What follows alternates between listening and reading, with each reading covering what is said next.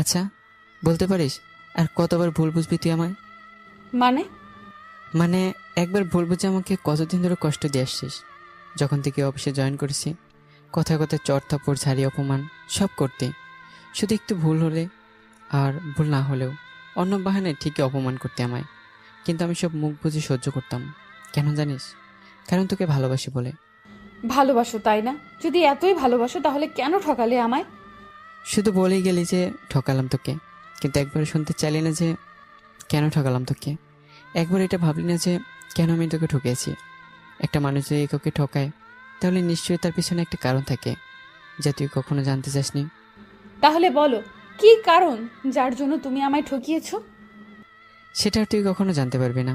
আমি চেয়েছিলাম তুই শাস্তি দিতে দিতে একসময় যখন হাঁপিয়ে যাবি কিংবা আমায় মাফ করে দিবি, তখন তোকে সত্যিটা বলে দেব আর তোকে আপন করে নেব। কারণ আমি জানি তুই সত্যি জানলে আমার ওপর রেগে থাকার বদলে নিজেই নিজের কাছে অপরাধী হয়ে যাবি। আজ আমার ইন্টারভিউ। বসে আছি ওয়েটিং রুমে। কিছুক্ষণ পর আমার ডাক পড়লো, তাই ইন্টারভিউ রুমের সামনে গিয়ে বললাম, may I come in sir? Yes, come in. তারপর আমি ভিতরে ঢুকে পড়ি। তার মানে বস কোনো ছেলে না, মেয়ে। মনে মনে বললাম। বসুন। আমি বসে পড়লাম। ম্যামের চেহারা দেখা যাচ্ছে না, কারণ মুখের সামনে তিনি একটা ফাইল ধরে রাখছেন। তো মিস্টার, আপনার নাম কি জানো? বলে ফাইল সরিয়ে আমার দিকে তাকাতেই হা হয়ে যায়। আমি ওনাকে দেখে হা হয়ে গেলাম আর সোজা দাঁড়িয়ে গেলাম। আহি, তুমি? ভুলে যাবেন না, আমি এখানের বস, তাই ম্যাম বলে ডাকুন। Sorry ma'am. নেক্সট টাইম যেন এমন ভুল না হয়, ওকে? Okay ma'am. বলে যখন বসতে যাব তখনই। আপনাকে বসতে বলেছি আমি? না। তাহলে বসতে যাচ্ছিলেন কেন? হ্যাঁ, সরি ম্যাম, নেক্সট টাইম আর হবে না। মনে থাকে যেন। বলে তিনি বসে পড়েন আর আমাকে বসতে বলেন। আমিও ভদ্র ছেলের মতো বসে পড়লাম। আপনার নামটা কি জানো? কি? আমার নামটা ভুলে গেলে তুমি? আবারও তুমি? সরি সরি ম্যাম, ভুল হয়ে গেছে।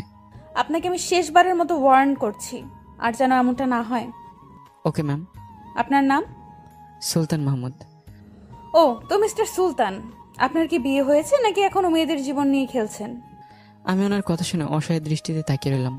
কিছুক্ষণ পর বললাম, বিয়ে এখনো হয়নি, আর আমি কোনো মেয়ের জীবন নিয়েও খেলছি না, আর কখনো খেলেও নি। হো, তাই নাকি? তাহলে আহিয়াকে কেন ঠকালেন শুনি? আমি তোমাকে কখনো, সরি, তুমি বলে ফেললাম। আমি আহিয়াকে কখনো ঠকাইনি। চুপ, মিথ্যাবাদী! তুই ঠকাসনি তাই না? তাহলে ওই দিন কেন এলি না? হ্যাঁ, আমি ওই দিন আসিনি কারণ আর বলতে পারলাম না। আমাকে থামিয়ে দিয়ে ম্যাম বলল, থাক, আপনাকে আর বলতে হবে না, আপনি এখন আসতে পারেন। মানে? মানে আপনি এখন যেতে পারেন।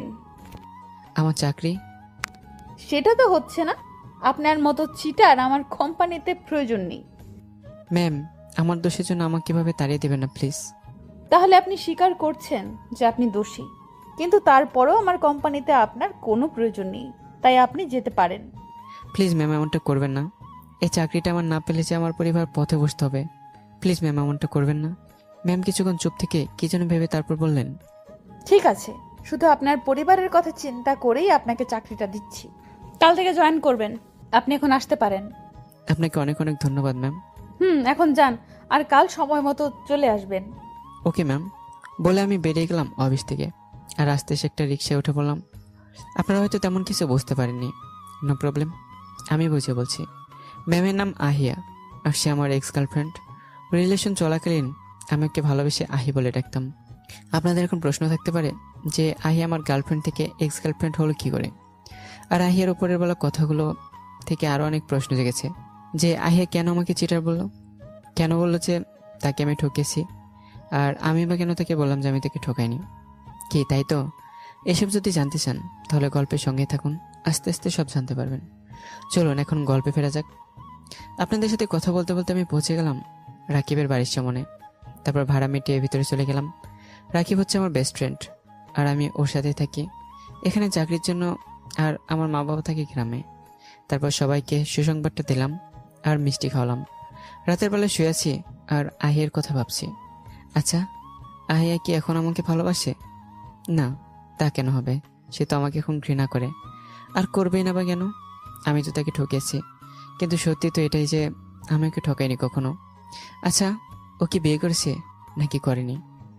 যদি ও বিয়ে করে থাকে তাহলে আমার কি হবে? আমি যে এখন ওর জন্য অপেক্ষা করে আছি। না না, এসব কিছুই হয়নি। আমাকে আগে কাল অফিসে গিয়ে জানতে হবে সব ওর সম্পর্কে। এসব চিন্তা ভাবনা করতে করতে কখন যে ঘুমিয়ে গেছি নিজেও বুঝতে পারিনি। পরের দিন সকালে তাড়াতাড়ি উঠে পড়লাম, আর ফ্রেশ হয়ে নাস্তা করে অফিসে সময় মতো চলে এলাম। আর সোজা চলে গেলাম আহির কেবিনের সামনে আর বললাম, may I come in ma'am? Yes, come in. Ma'am, আমার কেবিনে। 1 মিনিট। বলে পিয়নকে ডাক দেয়, আর পিয়ন চলে এলো। তাকে আমার কেবিন দেখিয়ে দিতে বলল। কিছুক্ষণ পর আমি এখন বসে আছি আমার কেবিনে, আর একটা ফাইল চেক করছি, যেটা কিছুক্ষণ আগে আহিয়া দিয়েছে। যথারীতি অফিস টাইম শেষ হয়ে যায়, আর আমি অফিস থেকে বেরিয়ে রাস্তায় হাঁটতে লাগলাম। একটা কথা আমার ভীষণ ভাবাচ্ছে, যে আহিয়া আজ একবার আমার উপর রাগ করেনি, কোনো ঝাড়িও দেয়নি। কিন্তু কেন? অথচ ইন্টারভিউয়ের দিন কত রাগ দেখিয়েছে, কত প্রকার অপমানও করেছে। আচ্ছা, তাহলে কি আহিয়া আমাকে মাফ করে দিয়েছে? এসব ভাবতে ভাবতে চলে এলাম বাড়ির সামনে। পরের দিন অফিসে নিজের কেবিনে বসে কাজ করছিলাম, তখন পিয়ন এসে বলে গেল যে আহিয়া, অর্থাৎ ম্যাম নাকি আমাকে ডাকছে। তাই চলে গেলাম আহিয়ার কেবিনের সামনে। May I come in ma'am? Yes, come in. Ma'am, আমায় ডেকেছিলেন? এই নিন। এইগুলো অফিস টাইমে শেষ হওয়ার আগেই আমাকে কমপ্লিট করে দিবেন। 6টা ফাইল এগিয়ে দিয়ে আমি পুরো হা হয়ে যাই। কি হলো, ধরুন। ম্যাম, এতগুলো ফাইল কমপ্লিট করে দিতে হবে, তাও আজকের মধ্যে? নিতে হবে। এখন এগুলো নিন আর যান। আমি ফাইলগুলো নিয়ে বললাম, কিন্তু এতগুলো ফাইল কি করে আজকের মধ্যে কমপ্লিট করে দেবো আপনাকে? সেটা আমার দেখার বিষয় না। আমি শুধু ফাইলগুলো কমপ্লিট দেখতে চাই, ব্যাস। কিন্তু আমি বেশি সমস্যা হলে আপনি চাকরি ছাড়তে পারেন, নো প্রবলেম। আমি আর কিছু না বলে বেরিয়ে পড়লাম, আর নিজের কেবিনে এসে বসে বললাম, আমি জানি আহি, তুমি আমার উপর রেগে আছো, তোমাকে ঠকেছি বলে, তাই তুমি তার প্রতিশোধ নিচ্ছ আমাকে কষ্ট দিয়ে। কিন্তু আমি যে তোমাকে ঠকাইনি, ভীষণ ভালোবাসি তোমাকে। আমি এখনো মনে মনে আমি ফাইল দেখছি, কিন্তু আমার মাথায় কিছু ঢুকছে না। বারবার পাতা উল্টাচ্ছি, তখনই পাশের কেবিনে থাকে একটা মেয়ে বলে ওঠে, কি মিস্টার, সেই কখন থেকে দেখছি ফাইলের পাতা উল্টাচ্ছেন, কিছু হয়েছে কি?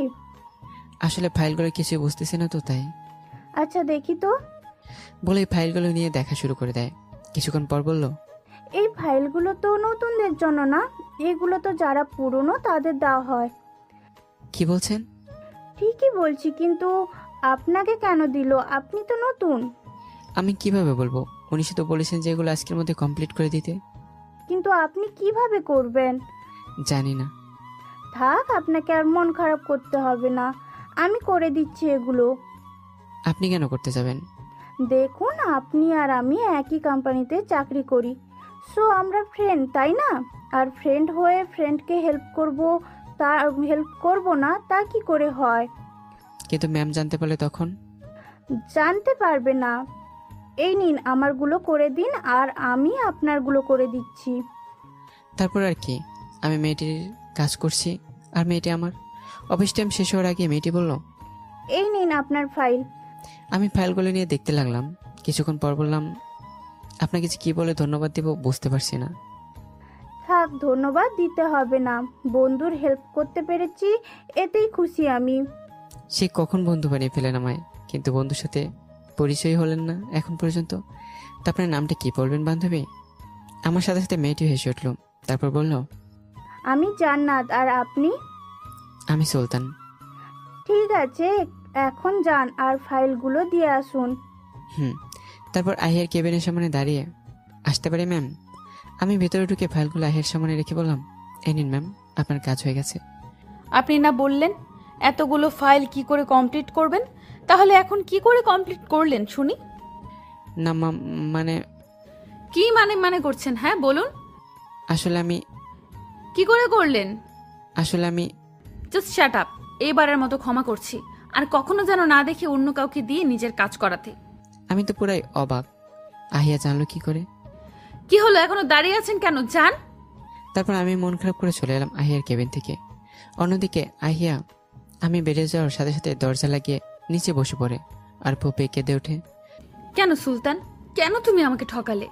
যে মানুষটা তোমাকে কখনো রাগ দেখিয়ে কথা বলেনি, অপমান করা তো অনেক দূরের ব্যাপার, সেখানে আজ সেই মেয়েটাই তোমাকে অপমান করছে কথায় কথায়। কেন সুলতান, কেন তুমি আমার সাথে এমনটা করলে? আমি তো তোমার বাধ্য ছিলাম, সবসময় তোমার কথা শুনতাম, তুমি যা বলতে তাই করতাম। এমনকি আমি যখন অভিমান করতাম, তুমি তখন আমার অভিমান না ভাঙিয়ে উল্টো আমার উপরেই রাগ করে বসতে। তখন আমাকেই তোমার রাগ ভাঙাতে হতো কত কিছু করে। তাহলে কেন এত ভালোবাসার পরেও তুমি আমাকে ঠকালে? কেন সুলতান, কেন? অন্যদিকে আমি অফিস থেকে বেরিয়ে পড়ে আরেকটা রিক্সা উঠে পড়ি। পরের দিন অফিসে আমি কেবিনে বসতে পিয়ন এসে বলে গেল আহিয়া নাকি আমাকে ডাকছে। তাই আর বসে না থেকে উঠে চলে গেলাম আহিয়ার কেবিনের সামনে আর বললাম, মে কামিং ম্যাম? Yes, come in. আমায় ডেকেছিলেন ম্যাম? ডেকেছি। বলুন কেন ডেকেছেন? আবার বলছিস কেন, তাই না? এই, এটা কি তোর বাপের অফিস নাকি যে নিজের মন মতো আসবি এখানে? না মানে ম্যাম আসলে। চুপ, আর একটা কথা বলবি না। এই নে, এই ফাইলটা তাড়াতাড়ি কমপ্লিট করে আমাকে এনে দিবি। যা এখান থেকে। একটা ফাইল ধরিয়ে দিয়ে আমি ফাইল হাতে নিয়ে চলে এলাম নিজের ডেস্কে আর চেক করতে লাগলাম। আসলে আজ আসতে 10 মিনিট লেট হয়েছে, তাই আসতে না আসতে এতগুলো কথা শুনতে হলো আমায়। হঠাৎ বলে ওঠে, কেমন আছেন সুলতান সাহেব? আমি তাকিয়ে দেখলাম জান্নাত। আমি তার দিকে তাকিয়ে বললাম, আলহামদুলিল্লাহ ভালো আছি, আপনি কেমন আছেন? আলহামদুলিল্লাহ, আমিও ভালো আছি। আচ্ছা, আপনি কি আর কিছু বলবেন? কেন, কি হয়েছে? না মানে আমার কাজ আছে। ও, আপনি ভুল বুঝবেন না আমায়। আসলে আজ লেট করে আসায় অনেক জারি শুনতে হয়েছে, আর এই ফাইলটা দিয়ে বললো যেন তাড়াতাড়ি চেক করে ওনাকে দিই। বুঝতে পেরেছি, কিন্তু ম্যাম তো আমরা 30 মিনিটেও লেট করলে তেমন কিছু বলে না, আর আপনি তো মাত্র 10 মিনিট লেট করার জন্য এত বকাবকি করলো আপনাকে। হুম কিন্তু কেন? সেটা কি করে বলবো? আচ্ছা, আপনি তাহলে কাজ করুন, আর কোনো সমস্যা হলে বলবেন কিন্তু, ঠিক আছে? ঠিক আছে। তারপর কাজে মনোযোগ দিলাম। 2 ঘন্টা পর আহিয়ার কেবিনের সামনে গেলাম ফাইলটা নিয়ে। ম্যাম আসতে পারি? আসুন। আমি ভিতরে গিয়ে ম্যামের সামনে ফাইলটা দিয়ে বললাম, ম্যাম ফাইলটা কমপ্লিট হয়ে গেছে। আহিয়া কিছু না বলে চেক করতে লাগলো। কিছুক্ষণ পর হঠাৎ ফাইলটা ছুঁড়ে মারলো আমার গায়ে আর বলল, এই, এগুলো কি করেছিস তুই? হ্যাঁ, একটা না দুইটা না, এতগুলো ভুল কেউ করে? আমি ফাইলটা উঠিয়ে হাতে নিলাম আর বললাম, সরি ম্যাম, আমি এখনই ঠিক করে আনছি এটা। যা দূর হ আমার চোখের সামনে থেকে। কাজের সময় মেয়েদের সাথে কথা বললে তো ভুল হবেই। আমার আর বুঝতে বাকি নেই যে আহিয়া জান্নাতের সাথে কথা বলতে দেখেছে আমায়। তাই আমি আর কিছু না বলে নিজের ডেস্কে এসে বসে পড়লাম আর ফাইলটা চেক করতে লাগলাম। দুপুরে লাঞ্চের সময় জান্নাত এসে বলল, কি মিস্টার, লাঞ্চ করবেন না? করব। তাহলে চলেন একসাথে লাঞ্চ করি। লাঞ্চের সময় কি হয়েছে নাকি যে এখন যাবো লাঞ্চ করতে? আপনি দেখছি কাজে এতই মগ্ন যে খেয়ালই করেনি সেই কখন লাঞ্চের সময় হয়ে গেছে। কি? আমি ফোনে তাকিয়ে দেখলাম লাঞ্চের সময় অনেক আগে হয়ে গেছে। সরি, আসলে খেয়াল করিনি। তো এখন কি আমরা যেতে পারি? কোথায় যাব? কোথায় আবার, ক্যান্টিনে। ও চলুন। তারপর আমরা দুজনে ক্যান্টিনে যাই। কিছুক্ষণ পর আমরা দুজন ফিরে এসে আবার কাজে মন দিলাম। অফিস ছুটি হলে আমি বেরিয়ে একটা রিক্সা নিয়ে চলে এলাম বাসায়। 7 দিন পর। এই 7 দিনে আহিয়া আমাকে অনেক অপমান করেছে এবং অনেকবার চড়ও মেরেছে বিভিন্ন বাহানায়। অফিসে বসে বসে কাজ করছি, তখনই পিয়ন এসে বলল, বাবা সুলতান, তোমাকে ম্যাম ডাকছেন। জি আচ্ছা, আপনি যান, আমি এক্ষুনি যাচ্ছি ম্যামের কাছে। পিয়ন চাচা চলে গেল। আমি আর কি করবো, উঠে চলে গেলাম মাহির কেবিনের সামনে আর বললাম, ম্যাম আসতে পারি? আসুন। আমি ভিতরে গিয়ে বললাম, ম্যাম আমায় ডেকেছেন? ডেকেছি, আসলে আপনাকে আমার সাথে একটা জায়গায় যেতে হবে। কোথায় ম্যাম? সেটা গেলেই বুঝতে পারবেন। আচ্ছা ঠিক আছে। তো ম্যাম এখনই কি যেতে হবে আমাকে আপনার সাথে? না, এখন না, লাঞ্চের সময়। ওকে ম্যাম, এখন কি আমি যেতে পারি? যান, সময় হলে আমি আপনাকে ডেকে নিব। Okay ma'am. আমি চলে আসলাম নিজের ডেস্কে আর ভাবতে লাগলাম আই আমাকে কোথায় নিয়ে যাবে আর কেন এবার নিয়ে যেতে চাইছে। আর কিছু ভাবলাম না, কাজে মন দিলাম। লাঞ্চের সময় কাজ করছিলাম, তখন আহি এলো। তাকে দেখে বললাম, কিছু বলবেন ম্যাম? আপনাকে না বলেছিলাম লাঞ্চের সময় আপনাকে আমার সাথে যেতে হবে এক জায়গায়? ও মনে পড়েছে, চলুন ম্যাম। তারপর আমরা দুজনে আহিয়ার গাড়ির কাছে গিয়ে গাড়িতে উঠে পড়লাম। আহিয়া গাড়ি ড্রাইভ করছে আর আমি আর চোখে তাকে দেখছি। কিছুক্ষণ পর গাড়ি একটা বড় রেস্টুরেন্টের সামনে এসে থামলো। আমরা এখানে কেন এলাম ম্যাম? গেলেই বুঝতে পারবেন। তারপর দুজনে রেস্টুরেন্টের ভিতরে ঢুকে একটা টেবিলে বসে পড়লাম। ম্যাম, আপনি কি কারোর জন্য অপেক্ষা করছেন? করছি। কার জন্য ম্যাম? এত কথা বলেন কেন? চুপ থাকতে পারেন না? যার জন্য অপেক্ষা করছি সে এলেই দেখতে পারবেন নিজের চোখে। এখন চুপ থাকুন তো একটু। আমি আর কিছু বললাম না, চুপ করে রইলাম। কিছুক্ষণ পর একটা ছেলেরও, আর সে আসতে আহিয়া যা করলো আমি তো কখনো কল্পনাও করিনি। আহিয়া যা করলো, ছেলেটা আসতেই আহিয়া উঠে গিয়ে তাকে হাঁক করলো, যা আমি কল্পনা করতে পারিনি। আমি ভাবতে পারিনি যে আহিয়া এমন কিছু করবে। আমার চোখ ছলছল করে উঠলো। আমি তাড়াতাড়ি চোখ মুছে ফেললাম। তারা দুজনেই আমার সামনে এলো। ছেলেটা আমাকে দেখে বলল, এই ছেলেটাকে আইহা? আরে উনি আমার অফিসের একজন কর্মচারী, যার কথা তোমাকে বলেছিলাম আমি। ও ও, হাই, আমি আনমান, আরিয়ার খালাতো ভাই। আমার দিকে হাত বাড়িয়ে। হায়, আমি সুলতান। কেমন আছেন? ভালো আছি। আপনি কেমন আছেন? আমিও ভালো আছি। তারপর আমরা তিনজন বসে পড়ি। তাহলে খাবারের অর্ডার দেয়া যাক। দাও। তারপর আহিয়া আমাদের তিনজনের জন্য খাবার অর্ডার করলো। সবাই খাওয়া দাওয়া শুরু করে। হঠাৎ আমি আহির দিকে তাকিয়ে দেখি যে সে আমাদের দিকে বারবার আর চোখে তাকাচ্ছে আর মুচকে হাসছে, যা দেখে আমার বুকে ছ্যাদ করে ওঠে। আমার ভীষণ কষ্ট হচ্ছে আহিয়ার এমন আচরণে। খাবার খাওয়া শেষে আমি আর আহিয়া আবারও আমাদের গাড়ির কাছে এসে গাড়িতে উঠে বসি। আহিয়া গাড়ি ড্রাইভ করছে আর আমি বাইরের দিকে তাকিয়ে আছি। আহিয়া আর চোখে তাকাচ্ছে আমার দিকে বারবার। তারপর আহিয়া বলল, আরমান ভাইয়ান অনেক ভালো। আসলে আমার কোনো ভাই নেই, তাই আরমান ভাইয়াকে নিজের আপন ভাইয়ের মতোই ভালোবাসি। আর ভাইয়েরও কোনো বোন নেই, তাই ভাইয়াও আমাকে আপন বোনের মতো ভালোবাসে। আমি আহিয়ার কথা শুনে তার দিকে তাকিয়ে বললাম, সত্যি? সত্যি। কিন্তু এতে এত খুশি হওয়ার কি আছে? না, কিছু না, এমনি। এতই যদি ভালোবাসো তাহলে কেন ঠকালে আমায়? কিছুক্ষণ পর অফিসের সামনে গাড়ি এসে থামলো। তারপর আমরা দুজনে অফিসের ভিতরে ঢুকে পড়ি। আহিয়া তার কেবিনে আর আমি আমার ডেস্কে চলে যাই। আমি বুঝতে পেরেছি আহিয়া, তুমি কেন আমাকে তোমার সাথে নিয়ে গিয়েছিলে। কারণ তুমি আমাকে কষ্ট দিতে চেয়েছিলে, তাই না? মনে মনে বললাম। পরের দিন অফিসে বসে বসে কাজ করছিলাম, তখন হঠাৎ একটা মেয়ের দিকে চোখ পড়লো। কেমন যেন চেনা চেনা লাগলো। মেয়েটি আহিয়ার কেবিনে চলে গেল। আমি সেদিকে না তাকিয়ে নিজের কাজে মন দিলাম। কিছুক্ষণ পর হঠাৎ মেইলি কণ্ঠে কে বলে ওঠে, স্যার। আমি তাকিয়ে দেখলাম সে মেয়েটা, যাকে আমার চেনা চেনা লাগছিল। মেয়েটি আমায় দেখে বলে ওঠে, আরে ভাইয়া, আপনি এখানে? আপনি কি আমায় চেনেন? ভাইয়া, আপনি আমায় চিনতে পারছেন না? যাকে আপনি একবার বাঁচিয়েছিলেন? আরে তুমি? আসলে তোমাকে চেনা চেনা লাগছিল, কিন্তু চিনতে পারছিলাম না। যাক, চিনতে পারলেন তাহলে। তো তুমি কেমন আছো, আর এখানে বা কি করছো? আমি আলহামদুলিল্লাহ ভালো আছি। আর আমি এখানে আজ নতুন জয়েন করেছি মাত্র। ও, তো আপনি কেমন আছেন ভাইয়া?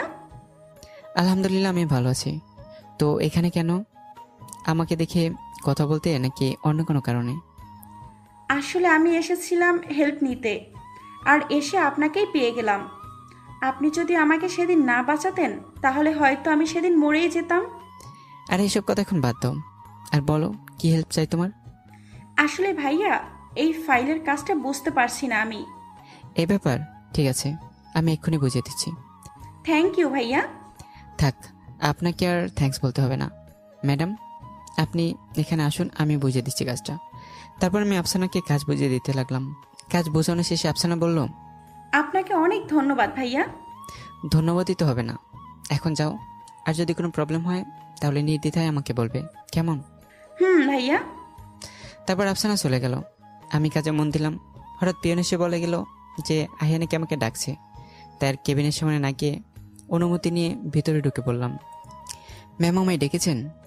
এটা কি আপনার বাবার অফিস নাকি যে যা ইচ্ছা তাই করবেন? কিন্তু ম্যাম, আমি কি করেছি? তুই জানিস না তুই কি করেছিস, নাকি জেনেও না জানার ভান করছিস? রেগে তুই তুকারি করে বলল, না মানে ম্যাম। তারপর আহিয়া যা করলো তা আমি কখনো ভাবিনি। কারণ আহিয়া হঠাৎ ঠাস করে আমার গালে একটা শব্দ হলো, অর্থাৎ আমার গালে একটা চড় মারে আহিয়া। আমি অবাক হয়ে তাকিয়ে থাকি আহিয়ার দিকে। গালে হাত দিয়ে আমার চোখ দিয়ে আপনা আপনি এক ফোঁটা পানি গড়িয়ে পড়লো। এটা কি কথা বলার জায়গা যে তুই মেয়েদের সাথে কথা বলছিস? না মানে ম্যাম, আমি শুধু তাকে কাজ বুঝিয়ে দিয়েছি, এছাড়া কিছুই না। আমি কিচ্ছু শুনতে চাই না, আর যেন এমন কিছু না দেখি, বলে দিচ্ছি। এখন দূর হ আমার চোখের সামনে থেকে। আমি আর কিছু বললাম না, সোজা ওয়াশরুমে চলে এলাম।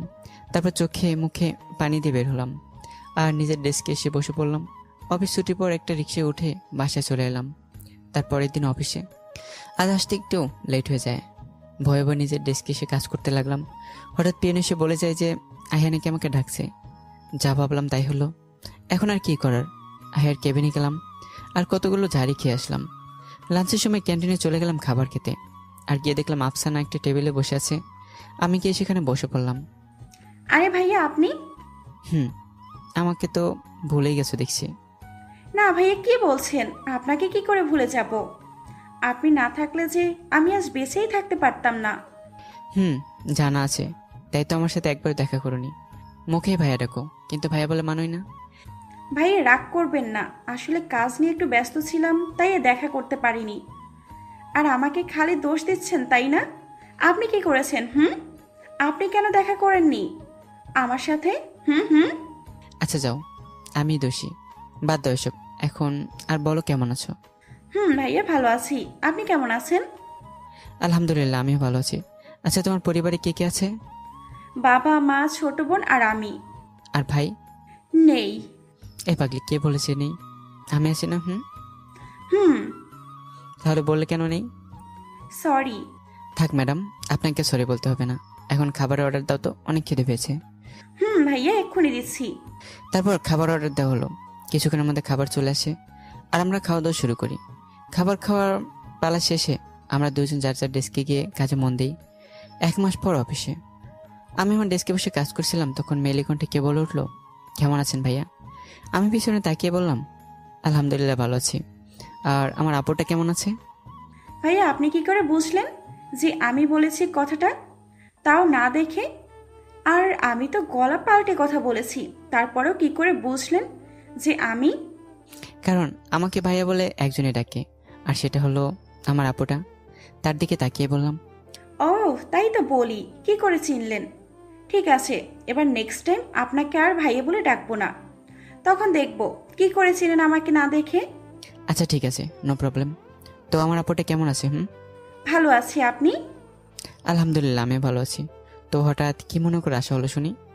ধুর, আপনার সাথে আর কথাই বলবো না।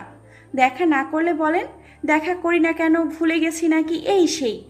আর এখন দেখা করতে এসেছি তাই বলছেন কি মনে করে এলাম, তাই না? ঠিক আছে, আর দেখা করতে আসবোই না। কথাগুলো বলেই আমার আপুটা চলে যেতে নিলে আমি বললাম, আরে আরে রাগ করো না, হঠাৎ আজ দেখা করতে এলে তো তাই বললাম আর কি। আচ্ছা লক্ষ্মী আপু, মাফ করে দাও, ভুল হয়ে গেছে।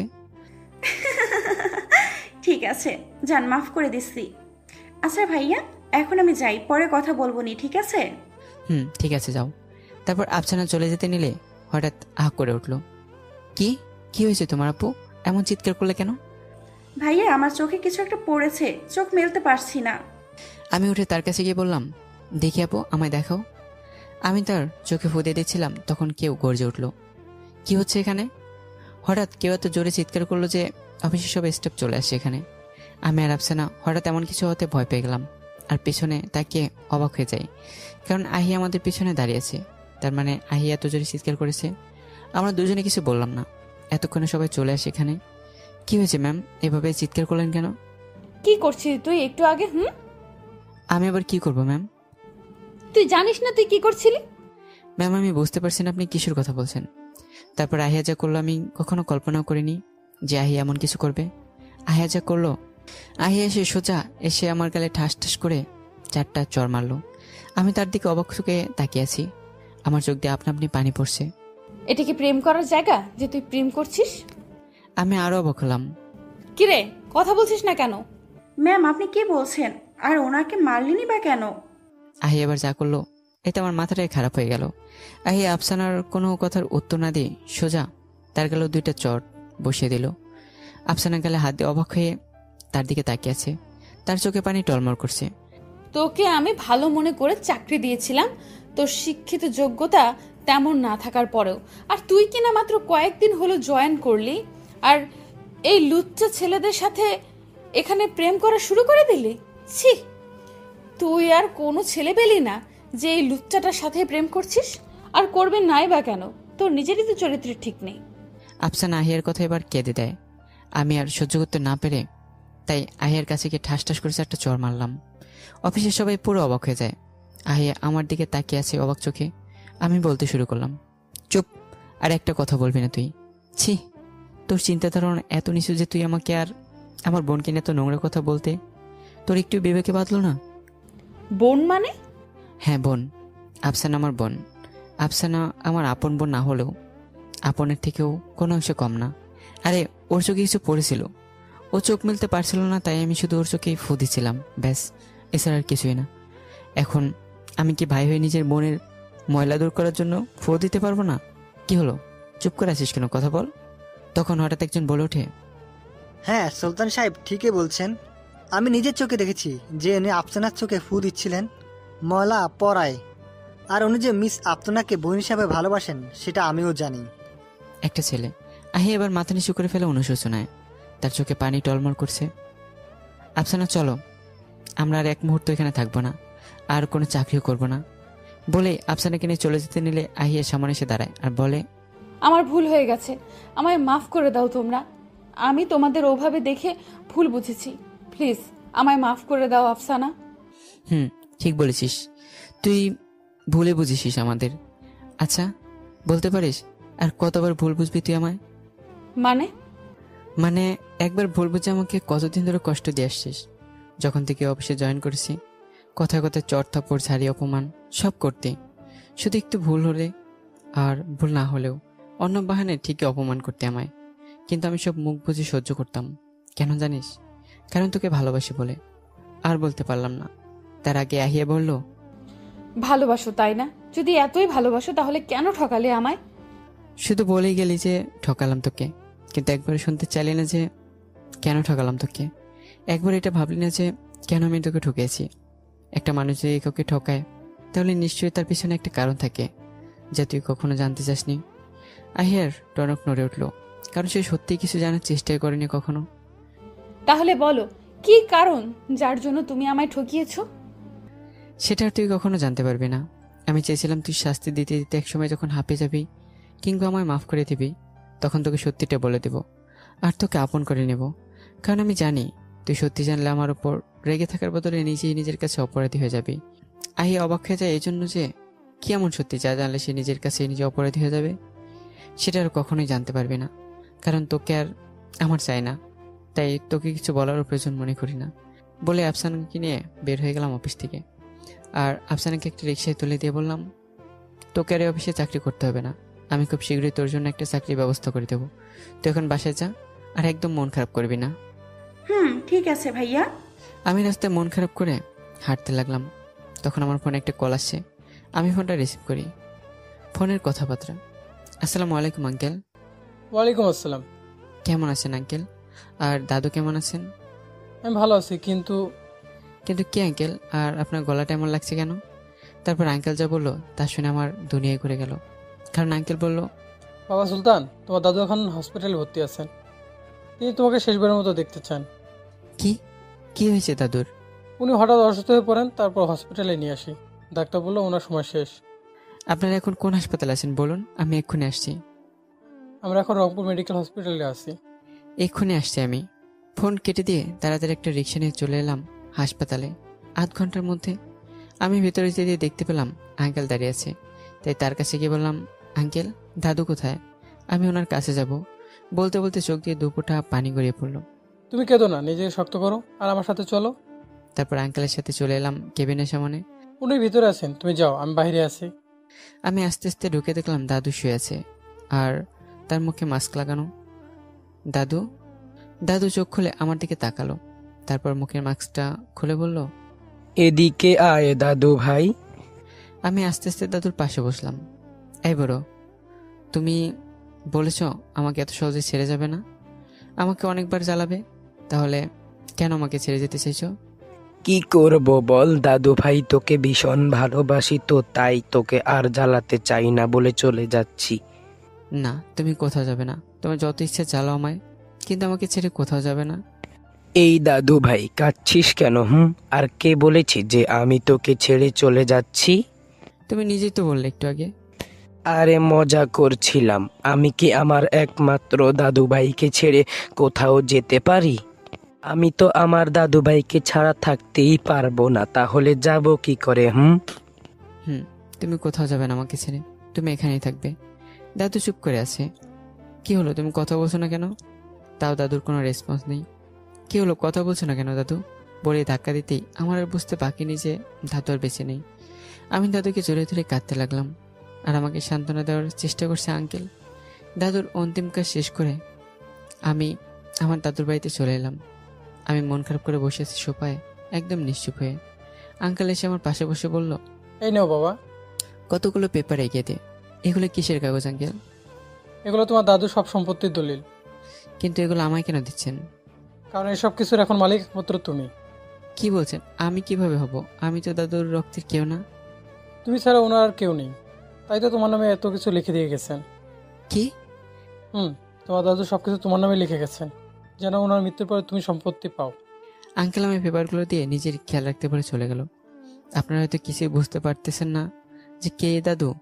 নিজের রক্তের না হওয়ার পরেও কেন আমাকে নিজের বিশাল সম্পত্তি দিয়ে গেল, তাই তো? আর আমার সাথে বা কিভাবে পরিচয় হলো? গল্পের সাথে থাকুন, সময় হলে জানতে পারবেন। অন্যদিকে পরের দিন আহিয়া অফিসে এসে আমাকে খুঁজতে লাগলো, কিন্তু আমাকে পেল না। তারপর আফসানাকেও খুঁজতে গেল, কিন্তু পেল না। কি ব্যাপার, আজ এত দেরি হয়ে গেল, কিন্তু তারা দুই ভাই বোনের মধ্যে একজনও এখনো এলো না? তাহলে কি সত্যি সত্যি তারা আর এই অফিসে চাকরি করবে না? না না, এটা হতে পারে না। হঠাৎ আহিয়া কি মনে করে যেন তাড়াতাড়ি অফিস থেকে বেরিয়ে পড়ে আর নিজের গাড়িতে উঠে চালাতে লাগলো। কিছুক্ষণ পর আহিয়া আমার বন্ধু রাকিবের বাড়ির সামনে চলে আসে। সে মেন দরজার কাছে গিয়ে বেল বাজায়। কিছুক্ষণ পর রাকিব এসে দরজা খুলে দেয় আর আহিয়াকে দেখে অবাক হয়ে যায়। আহিয়া বাবি, আপনি?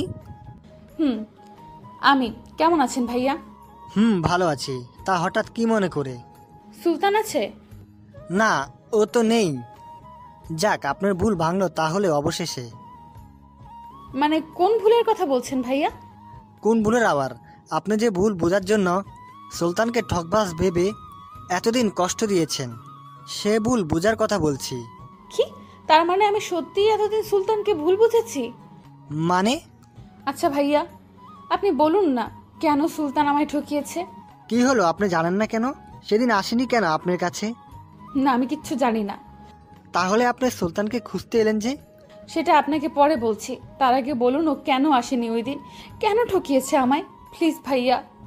আচ্ছা বলছি, আপনি ভিতরে এসে বসুন। তারপর আহিয়া ভিতরে গিয়ে বসে পড়ে। এখন বলুন। আপনার নিশ্চয়ই মনে আছে যে আপনার বাবা আপনার বিয়ে অন্য কারোর সাথে ঠিক করায় আপনারা দুজন পালনের সিদ্ধান্ত নেন। এমন দিন তারিখ মতন আপনি নির্দিষ্ট জায়গায় পৌঁছে যান, কিন্তু সুলতান সেখানে যায় না। আপনি তাকে ঠকবাজ ভেবে বসলেন, তাই তো? কিন্তু সে কেন আসেনি? বলছি শুনুন। ওদিন রাত্রে সুলতান আপনার কাছে ঠিকই রওনা হয়েছিল। কি? সুলতান সেদিন রওনা হয়েছিল, কিন্তু সে পৌঁছাতে পারেনি আপনার কাছে। কেন কেন পৌঁছাতে পারেনি? পৌঁছানোর অবস্থায় থাকলে তো পৌঁছাতে পারবে। মানে? ওদিন ও রিক্সা করে যাচ্ছিল আপনার কাছে, কিন্তু বেশি দূর আজ যেতে পারেনি, কারণ তার আগেই একটা ট্রাক এসে রিক্সা ধাক্কা মেরে চলে যায়। সুলতান সেখানে রক্তাক্ত অবস্থায় পড়ে থাকে রাস্তায়। কি, ওই দিন ওর অ্যাক্সিডেন্ট হয়েছিল? ওদিন ওর অ্যাক্সিডেন্ট হয়েছিল। ওদিন ওকে একটা লোক রাস্তায় পড়ে থাকতে দেখে তাকে হাসপাতালে নিয়ে যায় আর তার চিকিৎসা করে তাকে বাঁচায়। পরে 10 দিন পর সুলতানের জ্ঞান ফিরে। পরে সে যখন জানতে পারে যে 10 দিন ধরে তার জ্ঞান ছিল না, তখন সে ভীষণ ঘাবড়ে যায়। কারণ আপনি হয়তো তার কথা ভেবে আপনি হয়তো কান্না করছেন তাকে না পেয়ে, ভেবে তাড়াতাড়ি করে আপনার নাম্বারে ফোন দেয়, কিন্তু আপনার নাম্বার বন্ধ ছিল। তারপর সে আপনার বান্ধবীর কাছে ফোন দেয়, জানতে পারে আপনার নাকি বিয়ে হবে সেদিন। আর কিছুক্ষণ পরে জানেন, সেদিন কথাটা শুনে পুরো পাগল পাগল হয়ে গেছিল তার। সে সঙ্গে সঙ্গে সেখান থেকে বেরিয়ে পড়ে আর রাস্তায় দৌড়ানো শুরু করে আপনার কাছে যাওয়ার জন্য। আর তার পিছনে পিছনে ওই লোকটা, অর্থাৎ যে ওকে বাঁচিয়েছে, তিনিও সুলতানের পিছনে পিছনে ছুটতে থাকে, কারণ সুলতান তখনও অনেক দুর্বল ছিল। সুলতান দৌড়াতে দৌড়াতে একসময় রাস্তার মাঝখানে চলে আসে। ঠিক তখনই একটি প্রাইভেট কার এসে তাকে উড়িয়ে নিয়ে চলে যায় আর রাস্তায় রক্তাক্ত অবস্থায় পড়ে থাকে। ও লোকটা এসে তাকে তাড়াতাড়ি হাসপাতালে নিয়ে যায়, কিন্তু ডাক্তার বলল তাকে ইমার্জেন্সি লন্ডনে নিয়ে তাকে বাঁচানোর সম্ভাবনা 60% আর বাংলাদেশে করালে 10% আছে। তখন লোকটা সুলতানকে ইমার্জেন্সি লন্ডনে নিয়ে যায় আর তার চিকিৎসা করায়। সেখানে সুলতান বেঁচে তো যায়, কিন্তু কোমায় চলে যায় 6 মাসের জন্য। তারপর সপ্তাহে তার জ্ঞান ফিরে। পুরোপুরি সুস্থ হতে 7 মাস সময় লেগে যায়। এখন বলুন তো, আমার বন্ধুটা এতটা ভালোবাসার পরও কিভাবে ঠকবাজ হলো? আমার বন্ধুটা কত কষ্ট করলো, কত স্যাক্রিফাইস করলো শুধু আপনার জন্য, আর আপনি কি করলেন? আপনি একবারও জিজ্ঞাসা করলেন না কেন সেদিন আসেনি, কেন সে ঠকিয়েছে আপনাকে? এসব না জিজ্ঞেস করে উল্টো তার উপর প্রতিশোধ নিলেন। দিনের পর দিন কষ্ট দিয়ে এসেছেন। আইয়া কাঁদতে লাগলো, কারণ কতটা কষ্ট দিয়েছে তাকে। আহিয়া বলল, এখনো কোথায় আছে, আমি ওর কাছে যাব। আমি জানি না, কালকে সুলতান বাসা আসেনি, শুধু কাল রাতে বলেছিল সে আর থাকবে না এইখানে। এছাড়া আর কিছুই বলেনি সুলতান। আহিয়ার কিছু না বলে কাঁদতে কাঁদতে বেরিয়ে গেল রাকিবের বাড়ি থেকে, আর গাড়ি নিয়ে তার বাড়িতে চলে আসে আর নিজের রুমে গিয়ে দরজা লাগিয়ে কাঁদতে লাগলো। 1 সপ্তাহ চলে গেল, কিন্তু আহিয়া এখন আমার কোনো খোঁজ পেল না। আহিয়ার চোখের নিচে কালি পড়ে গেছে। সে প্রতিদিন অফিসে এসে আমার জন্য অপেক্ষা করে এই ভেবে যে আমি এক্ষুনি অফিসে চলে আসব, কিন্তু আমার আসল কোনো নামগন্ধই নেই। আরও 3 দিন পর আহিয়া আর তার বাবা বাংলাদেশের অনেক বড় একটি কোম্পানির অফিসে আসেন ডিল করতে। কোম্পানিটির সাথে তারা এখন বসে আছে মিটিং রুমে। কিছুক্ষণ পর এমন একজন সেই রুমে প্রবেশ করে যাকে দেখে আহিয়া যেন হতবাক হয়ে যায়, কারণ আহিয়া যাকে দেখছিল সে হচ্ছে আফসানা, যাকে আহিয়া আমার সাথে দেখে ভুল বুঝে অনেক অপমান করে অফিসে। আহিয়া তাকে দেখে অবাক হয়ে দাঁড়িয়ে যায়। আফসানা আহিয়াকে দেখে তাকে বলল, আপনি দাঁড়িয়ে পড়লেন কেন? বসুন ম্যাম। আহিয়া বসে পড়ে। তার মাথায় কিছু ঢুকছে না। আহিয়া বুঝতে আর বাকি নেই যে আফসানা এখন এই কোম্পানির বিয়ে।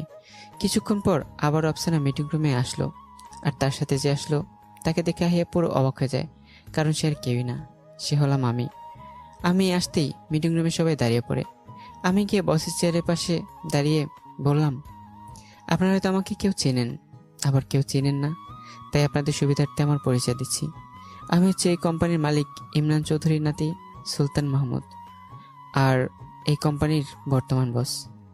আহিয়া আমার কথা শুনে যেন আকাশ থেকে পড়ল। সে পুরো হা হয়ে যায়। সে বুঝতে পারছে না যে এটা তার সুলতান নাকি অন্য কেউ, কারণ তার ভালোবাসার মানুষটা একজন গরিব ঘরের ছেলে। আপনারা নিশ্চয়ই জানেন যে দাদু আর নেই।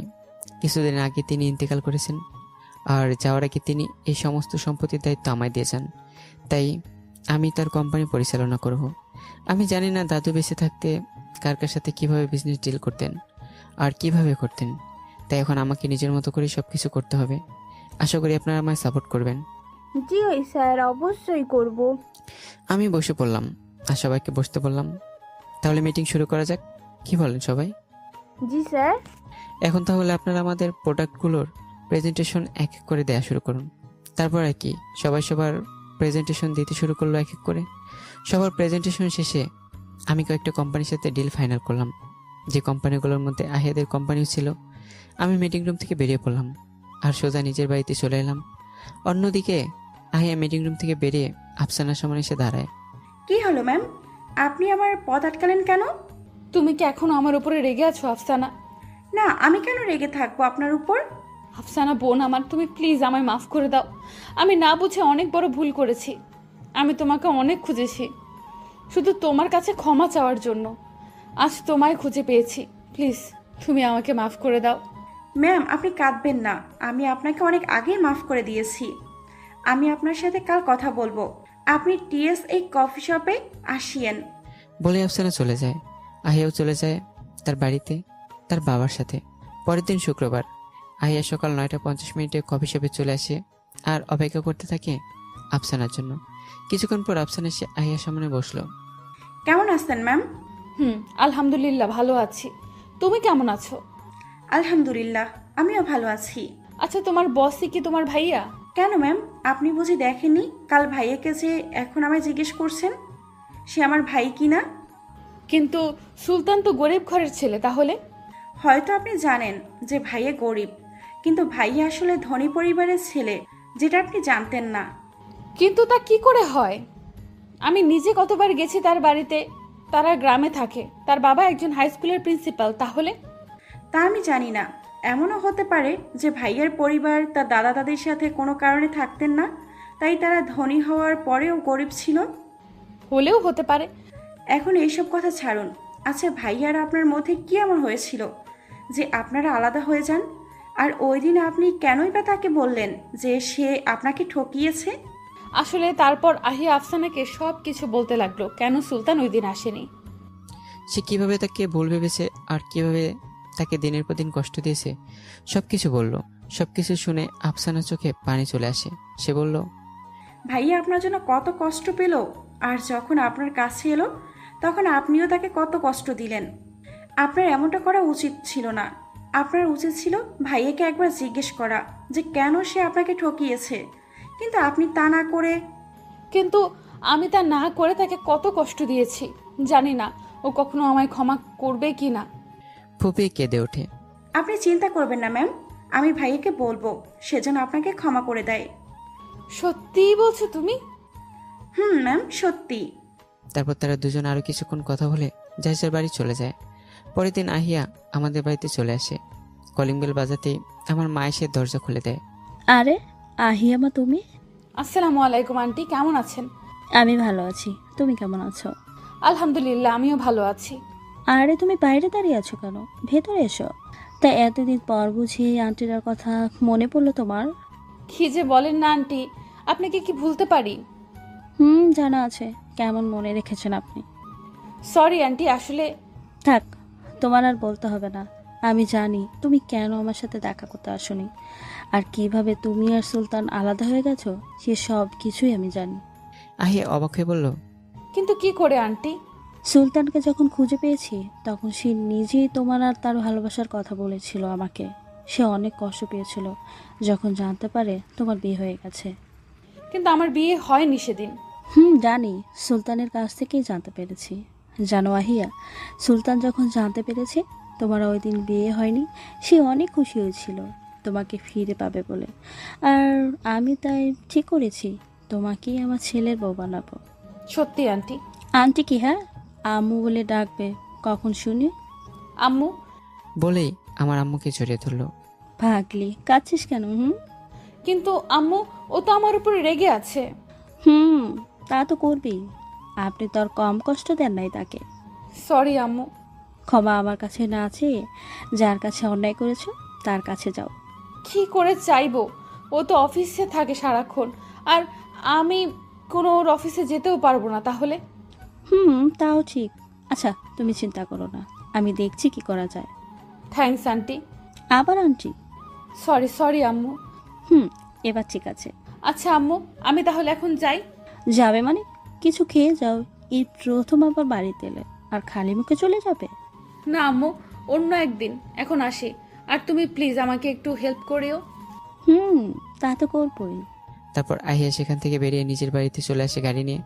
আর নিজের রুমে এসে বসে ভাবতে থাকে কি করে আমার রাগ অভিমান ভাঙাবে। তখনই তার মা এসে তার পাশে বসে। আহিয়া তার মার দিকে তাকিয়ে বলল, আম্মু তুমি? আমি। সুলতানের সাথে দেখা হয়েছে? না আম্মু, ও তো অফিসে, কিন্তু আম্মুর সাথে কথা বলেছি। মানে? ও সরি আম্মু, না আন্টি হবে। আমি আন্টির সাথে কথা বলেছি। ও, কিন্তু হঠাৎ আন্টিকে আম্মু বললি কেন?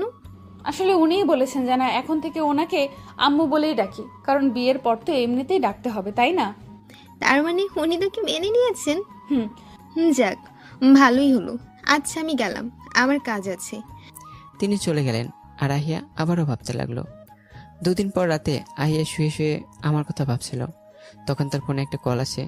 সে ফোন হাতে নিয়ে দেখে যে তার হবু শাশুড়ি মার ফোন। সে তাড়াতাড়ি করে ফোন রিসিভ করলো। আসসালামু আলাইকুম আম্মু। ওয়ালাইকুম আসসালাম। শোন, তোকে একটা কথা বলার জন্য কল দিয়েছি। বলো আম্মু, কি কথা? সুলতান আগামীকাল বিকেলে লন্ডন যাচ্ছে কয়েক মাসের জন্য অফিসের কাছে। কি কি বলছো তুমি? ঠিকই বলছি। ও যদি এতদিনের জন্য বিদেশে যায় তাহলে আমি কি করে ওর রাগ ভাঙাবো? তুই যদি লন্ডনে যাস তাহলে তুই খুব সহজেই ওর রাগ অভিমান ভাঙাতে পারবি। কারণ সেখানে তুই ওর সাথে কথা বলার অনেক সময় পাবি। তুমি সত্যি বলছো? সত্যি। কিন্তু আমি কিভাবে যাব? কেন যেতে পারবি না? না মানে, ও তো কাল বিকেলেই লন্ডনের উদ্দেশ্যে রওনা হবে, আর আমাকে যেতে হলে ওর কাগজপত্র আগে রেডি করতে হবে, আর সেগুলো করতেই তো অনেক দিন লেগে যাবে। সেটা নিয়ে তুই চিন্তা করিস না, আমি তোর শ্বশুরকে বলে একদিনের মধ্যেই তোর সব কাগজপত্র রেডি করছি। সত্যি? সত্যি, কিন্তু তার আগে তোকে তোর বাবা মার কাছে অনুমতি নিতে হবে। তুমি সেটা নিয়ে চিন্তা করো না, আমি সেটা ম্যানেজ করে নেব। আচ্ছা ঠিক আছে, এখন তাহলে রাখি। রাখো, বাই। পরের দিন আহিয়া একদম রেডি হয়ে আমার বাড়িতে চলে আসে। তারপর সেখানে যা হলো, এই নে তোর সব কাগজপত্র। ধন্যবাদ আম্মু, এখন তাহলে আমি আসি। শোন, তোর সেখানে থাকার ব্যবস্থা আমি করে দিয়েছি। সত্যি? সত্যি। সুলতান যে ফ্ল্যাটে থাকবে তার পাশের ফ্ল্যাট তোর থাকার জন্য আমি ঠিক করেছি, তোর আব্বুকে দিয়ে, যাতে তুই সব সময় তার পাশে থাকতে পারিস। আম্মু, তুমি জিনিয়াস, জাস্ট ওয়াও। তোমায় অনেক অনেক থ্যাঙ্কস আম্মু। থাক, আমার আর থ্যাঙ্কস দিতে হবে না, এখন তাড়াতাড়ি যা, নয়তো লেট হয়ে যাবে। ওকে আম্মু, আমি তাহলে আসি। অন্যদিকে আমি প্লেনে উঠে বসে পড়ি আর বাইরে তাকিয়ে থাকি। কিছুক্ষণ পর আমি সোজা হয়ে বসলাম আর সামনে তাকিয়েছি। হঠাৎ আমার চোখ আটকে গেল একটা মেয়ের ওপর। আমি মেয়েটাকে দেখে বড়সড় একটা শক খেলাম, কারণ মেয়েটার কেউ না, আহিয়া। আমি বুঝতে পারছি না যে আহিয়া এখানে কেন। আহিয়া এসে সোজা আমার পাশে বসা বয়স্ক লোকটাকে বলল, আঙ্কেল, আমি কি আপনার সিটে বসতে পারি? কেন, তোমার সিটের কি হয়েছে? আসলে আঙ্কেল, উনি আমার স্বামী। আমার সিট অন্য জায়গায় পড়ে যাওয়ায় আমি ওর সাথে বসতে পারিনি। এখন আপনি যদি আমার সিটে যেতেন তাহলে। থাক মা, তোমাকে আর বলতে হবে না, তুমি এখানে বসতে পারো। বলে লোকটা আহিয়া সিটে চলে গেল আর আহিয়া লোকটি সিটে বসে পড়ে। কেমন আছো জান? এসবের মানে কি? আর আপনি এখানে কেন? কেন আবার লন্ডনে যাব তাই এসেছি। তো আপনি আমাকে আপনার স্বামী বললেন কেন ওনার কাছে? না বললে কি আর তোমার সাথে বসতে পারতাম? আমার পাশে বসার এত দরকার কি শুনি? দরকার তো আছেই। কি দরকার? বারে, তোমার পাশে না বসলে তোমার সাথে প্রেম করব কিভাবে?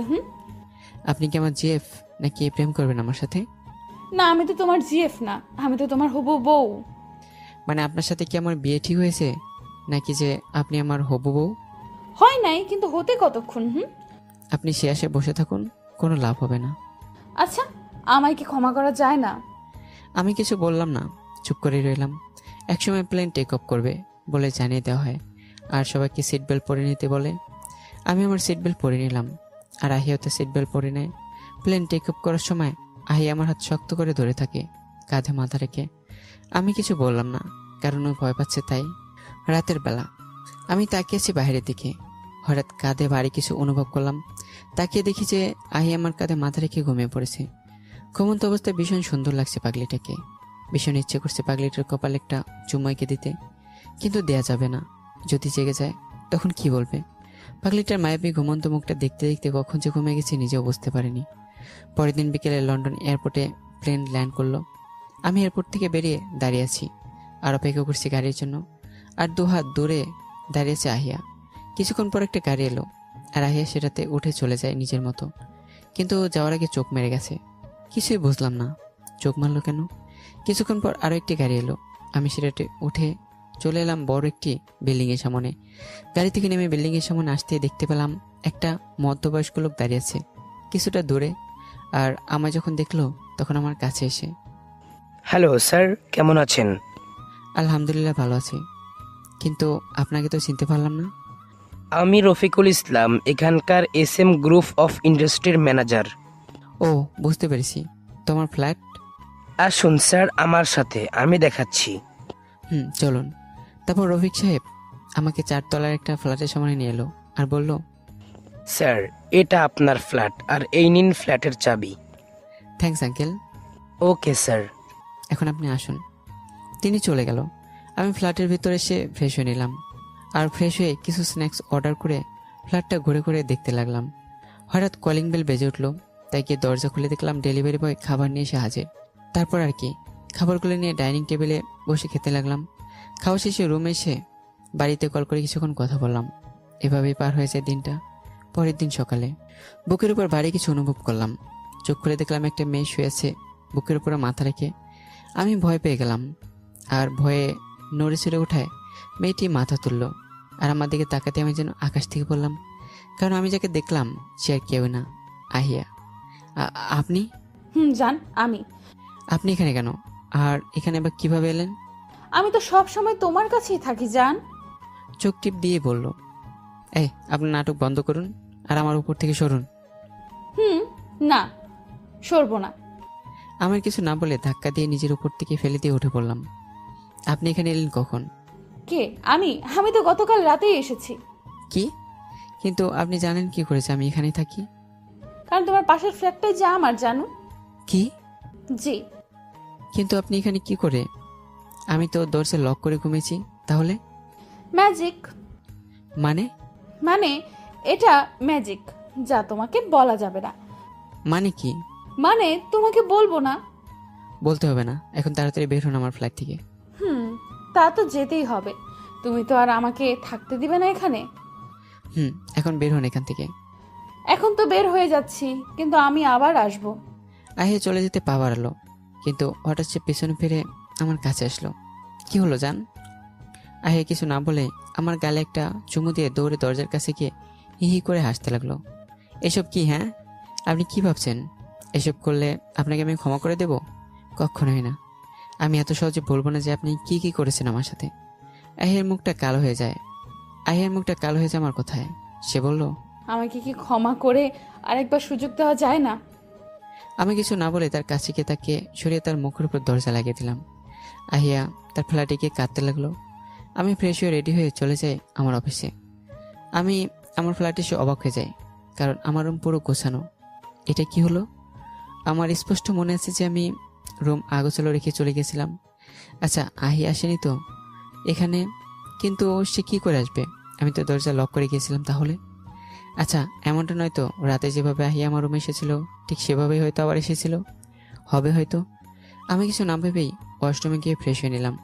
বিকেলে ঘুরতে বের হয়েছি, হাঁটছি আর চারপাশে তাকিয়ে দেখছি। হঠাৎ মনে হলো যে কেউ আমার পাশে একজন হাঁটছে। তাকে দেখলাম আহিয়া। আপনি আমার সাথে আসছেন কেন? আমি কই তোমার সাথে যাচ্ছি? আমি তো আমার হবু বরের সাথে যাচ্ছি। আমি আর কিছু বললাম না, কিন্তু মনে মনে কিছু একটা ভেবে নিলাম। কিছুক্ষণ পর দেখলাম সামনে একটা রেস্টুরেন্ট আছে, তাই সেটার ভিতরে এসে একটা টেবিলে বসে পড়লাম। আমার সাথে সাথে আহিয়া এসে আমার মুখোমুখি বসে পড়ে আর আমার দিকে তাকিয়ে মুচকে হাসছে। দাঁড়াও, তোমার হাসি বের করছি, মনে মনে বললাম। আমি চারপাশে তাকিয়ে দেখলাম যে একটা মেয়ে একা একা বসে কফি খাচ্ছে, কিন্তু তার চেহারা দেখা যাচ্ছে না।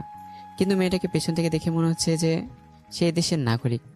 আমি উঠে গিয়ে সেই মেয়েটার টেবিলে বসে পড়লাম। মেয়েটা মাথা তুলে আমার দিকে তাকাতে অবাক হয়ে যায়, সাথে আমি অবাক হয়ে যাই, কারণ এটা অহনা। সুলতান, তুমি? আমি। তুমি এখানে কি করে এলে? কেন? সবাই যেভাবে আসে আমি সেভাবে এসেছি, অর্থাৎ প্লেনে করে এসেছি আমি। আমি সেটা বলিনি, আমি বলছি যে তুমি এখানে কেন আর এলেই বা কিভাবে? তোমার তো আর্থিক অবস্থা এতটাও ভালো না যে তুমি এখানে আসতে পারবে। তুমি তো অনেক গরিব ঘরের ছেলে, তাই না? মানুষ তো সবসময় একরকম থাকে না, তাই না? তা অবশ্য ঠিক, কিন্তু তুমি এখানে কেন? জব করো নাকি এখানের কোনো কোম্পানিতে? না, আমি কোনো কোম্পানিতে জব করি না, আমি আমার কোম্পানি দেখাশোনা করি। তোমার কোম্পানি মানে? আমার কোম্পানি। আর আমি তো এখানে এসেছি, আমার কোম্পানি একটা সমস্যা হয়েছে তাই দেখতে এসেছি। কি বলছো তুমি? ঠিকই বলছি। মজা করছো তাই না আমার সাথে? আমি কোন দুঃখ মজা করবো তোমার সাথে?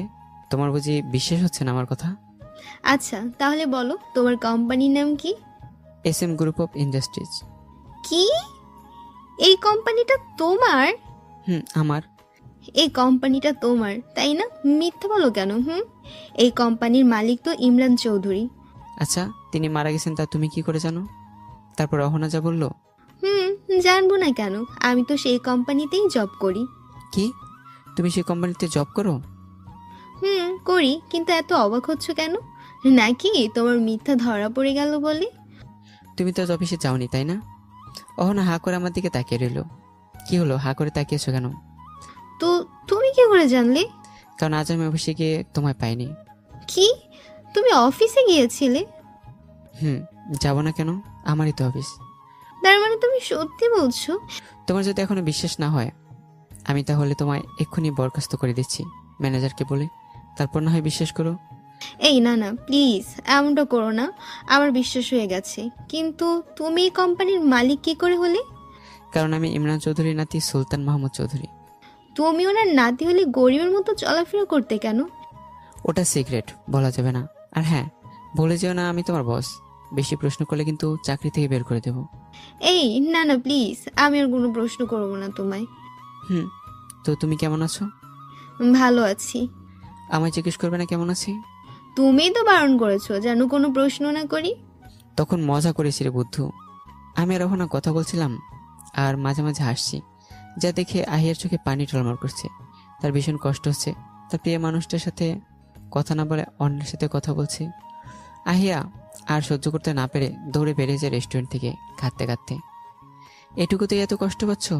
অথচ আমি আরো বেশি কষ্ট পেয়েছি যখন তুমি প্রতিদিন আমার সামনে ওই তোমার অফিসের স্টাফদের সাথে এসে কথা বলতে, আমাকে তোমার কেবিনে রেখে। আমি বেরিয়ে পড়লাম সেখান থেকে আর ফ্ল্যাটে চলে আসলাম রাতের বেলা।